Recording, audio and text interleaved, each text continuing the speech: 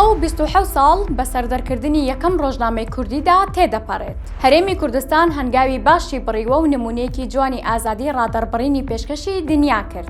زیاتر لە سەدەیەک بەسەر مێژووی سەرهەڵدانی ڕۆژنامەگەری کوردیدا تێدەپەڕێت و یەکەم وەشانی ڕۆژنامەی کوردی ڕۆژنامەی کوردستان بوو کە لە قاهیرە لەلایەن میقداد میدحەت بەدرخان لە ساڵی 1898 دەرکرا. ئەو ڕۆژە بوو ڕۆژی ڕۆژنامەگەری کوردی و ساڵانە لە 22 نیساندا یادی ڕۆژنامەگەری کوردی دەکرێتەوە، چالاکی تێدا ئەنجام دەدرێت. دوای 127 ساڵ بەسەر ئەو مێژووەدا ڕۆژنامەگەری کوردی قۆناغێکی باشی بڕیوە و حکومەتی هەرێمی کوردستان هەوڵی جدی داوە بۆ پێشخستنی کاری ڕۆژنامەوانی لە هەرێمی کوردستان. حکومەتی هەرێمی کوردستان کەشوهەوایەکی فراوانی بۆ ئازادی ڕادەربڕین و کاری ڕۆژنامەوانی لە هەرێمی کوردستاندا ڕەخساند و بە یاسا و لە چوارچێوەی ئیتینگی ڕۆژنامەوانی کارکردنی ڕۆژنامەوانی ڕێکخستووە.